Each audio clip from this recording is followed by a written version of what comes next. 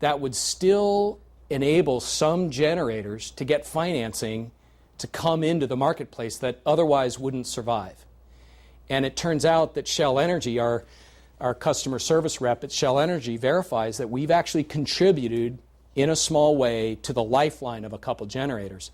Even better when we do our own bilateral agreements, as we did on those 2 landfill gas deals I told you about. So it turns out that even before we start investing any public sector financing into anything, we're getting great deals, we're using strict power purchase agreements, simple models, and we're getting new companies to survive and get online out there, and we're meeting all of our financial and greenhouse gas objectives. And now we get to the good part. For the politicians in the room, this is the cool part. As you know, AB 32 has a significant greenhouse gas reduction target. Marin Clean Energy, tax-free, taxpayer-free, gets me 2/3 of the way to that goal with one flip. Well, it'll end up being about 5 flips of the switch as we roll out our customers. We're going to save 500,000 tons a year of greenhouse gas. I officially told the newspaper I ain't going to run for the assembly because nowhere in the legislature can anyone find 500,000 tons of greenhouse gas arguing about state policy. It's awesome. I mean, this is my favorite thing. I love this program because, we've got 120,000 already. We'll get the next 50,000 tons a year from our next phase to roll out in about 4 months. And we're dropping our rates, so our customers are really happy. And at the end of the day, by 2020, we'll be ticking along at 500,000 tons a year. When Marin pulls this off, we'll be the second community in America behind Portland, Oregon, that put $350 million of general fund into local transit. For not one dime a taxpayer, we'll be 2/3 of the way to our goal and doing it a lot more cheaply. That's not to say we aren't serious about land use and transportation in our 2 counties, hence all the conversation we're having about SMART and shuttles. But this is a great way to kickstart the effort so that we can walk our talk on the basis of achievement and implementation rather than constant debate about vision and planning.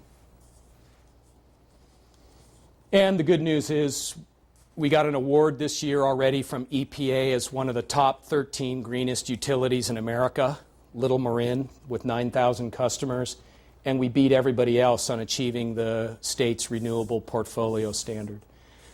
I have to say that this doesn't include all the municipal utilities out there like SMUD and Healdsburg, and a lot of communities like that are doing a great job, Palo Alto, on renewables. They're actually doing that and paying less than ratepayers have to pay to the big utilities anyway, an argument we had to use 1,000 times during our political debate years of 2003 to 2008. But it's good to actually show the metric real time. Charles, I'll have to excuse myself, but you're in good hands with Supervisor Shirlee Zane over there. Shirley, thanks, Efren. Nice really appreciate it. This just shows how we compare to PG&E over time, and like I said, we're on track to achieving these business plan goals. And as I mentioned, within the container of the Energy Authority, we're now able to get busy on some of the other energy efficiency goals that we mentioned.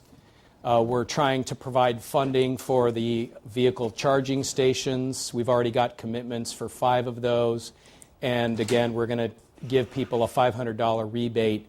This is on the capital side, let alone the audit side, but on the capital investment side in your home, we're going to kick in a $500 rebate for participating in the Energy Upgrade California program.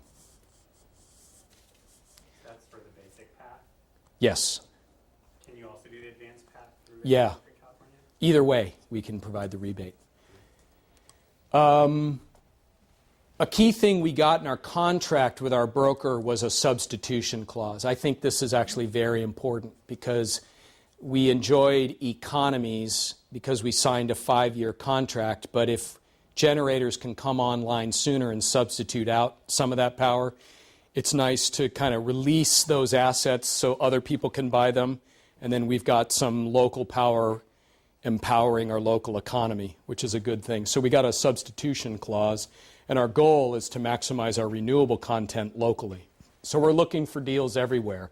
We've got an RFP out on the street right now for another 20 megawatts of peak load, and that's about 10% of our overall full rollout scale of about 200 megawatts peak load.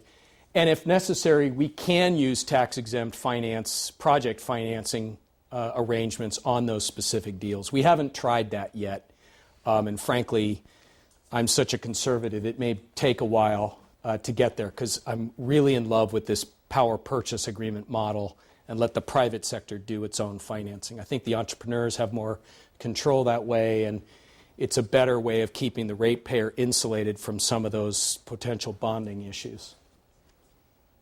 Okay?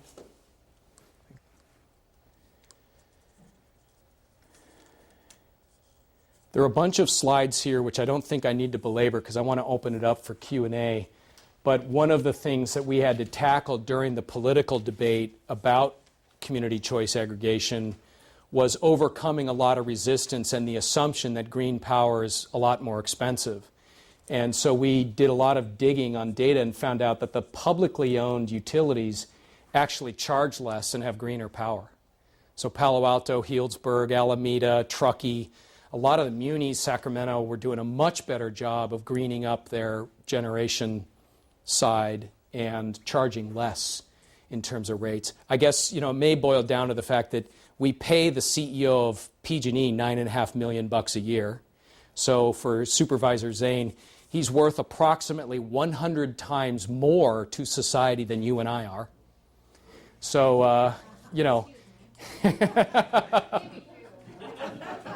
I'm sure he is. So that might have something to do with the rate structure that we're absorbing through the, the investor-owned utilities. It's brutal. We've been going through some local political process about how much to pay Dawn to be our executive officer, and I like to remind people the energy world has a different pay scale than we do at the municipal level. So you got to get used to that. With XL Energy CEO, $11.8 million a year, on down to Turlock only paying their executive $350,000. It's quite sunny. It makes me wonder, there may be some other career paths out there.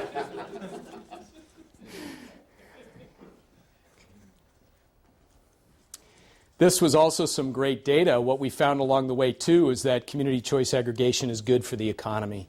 A lot of potential local jobs as we can transition away from massive centralized scale nuclear, coal, natural gas fired plants. You bring local jobs into your economy, or even if you're just brokering for power, you're creating jobs in the state economy.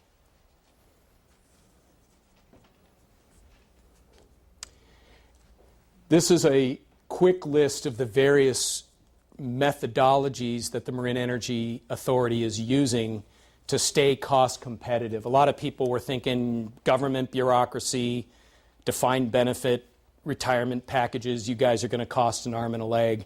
How can you justify your massive bureaucracy of 4 employees? And as long as we run a lean, mean local organization constrained by our rate structure, we can actually take advantage of many things that over time will contribute to local power being very competitive with the big investor-owned utilities. And it turns out we were. We ended up with a large chunk of our business comprised with the cost of buying power, and yet at the end of the day we put we're projected to put $2.1 million to our bottom line by the end of March.